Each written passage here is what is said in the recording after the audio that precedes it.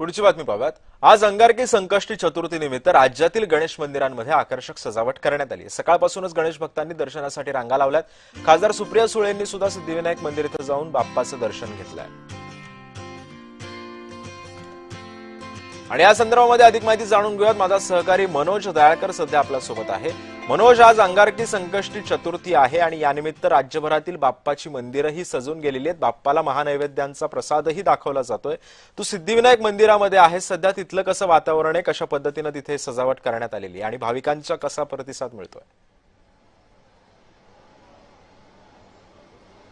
बरोबर सिद्धेश, आज अंगारकी संकष्टी आहे आणि मोठ्या संख्येने भाविक दर्शन घेण्यासाठी श्री सिद्धिविनायक मंदिरामध्ये येत असतात। आणि आत्ता मी श्री सिद्धिविनायक मंदिर मुंबई येथे आहे। हे प्रसिद्ध मंदिर आहे आणि या ठिकाणी लांबून लांबून नागरिक दर्शन घेण्यासाठी श्रीचे येत असतात। आणि आपण मिळते या ठिकाणी मोठी भाविकांची गर्दी झालेली आहे आणि या ठिकाणी सुंदर असं नियोजन देखील करण्यात आलेलं आहे।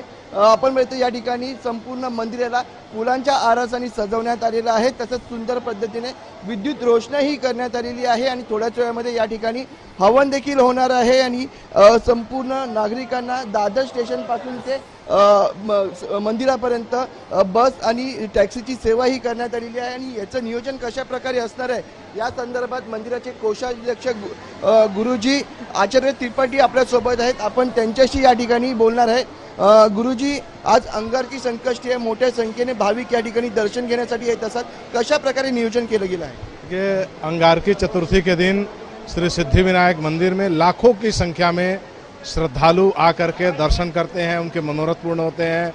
आप देख सकते हैं कि किस प्रकार से बड़ी संख्या में श्रद्धालु रात्रि से ही दर्शन कर रहे हैं। रात्रि 1:30 बजे से दर्शन प्रारंभ हुआ है। वहाँ बड़ा पंडाल भी है, वहाँ पर लाइन लगी हुई है। तो यात्रियों को किसी भी प्रकार की कोई असुविधा न हो, इसका पूरा ध्यान रखा जा रहा है।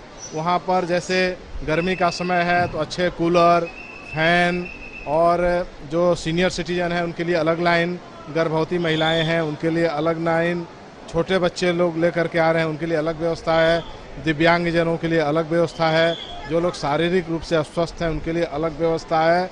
और यहाँ पर चूँकि गर्मी है इसके कारण पर्याप्त पानी की भी व्यवस्था पंडाल में की गई है, जूस की भी व्यवस्था की गई है, चाय की भी व्यवस्था की गई है, एम्बुलेंस की भी व्यवस्था की गई है। तो किसी भी भक्त को कोई असुविधा न होने पाए इसका पूरा ट्रस्ट बोर्ड जो है ध्यान रख रहा है। भाविकांना दर्शन घेण्यासाठी मंदिर किती वाजेपर्यंत, सकाळपासून ते रात्री किती वाजेपर्यंत? देखिए, रात्रि 1:30 बजे से दर्शन प्रारंभ हुआ है और रात्रि 12 बजे तक यह दर्शन लगातार चलता रहेगा। मोठ्या प्रमाणात गरमी आहे आणि आपण मिळता भाविक लांबून लांबून येत असतात, त्यामुळे नागरिकांसाठी काय? देखिए, जैसा मैंने आपको बताया कि गर्मी का समय है, इसके लिए वहाँ आप यहाँ भी देखेंगे तो पर्याप्त नक्कीच मनोज, त्यामुळे एकंदरीतच या सगळ्या पार्श्वभूमीवरती भाविकांच्या गैरसोय होऊ नये यासाठी मंदिर प्रशासनाकडून सुद्धा जय्यत तयारी करण्यात आलेली आहे। धन्यवाद तुम्ही दिलेल्या सविस्तर माहितीबद्दल।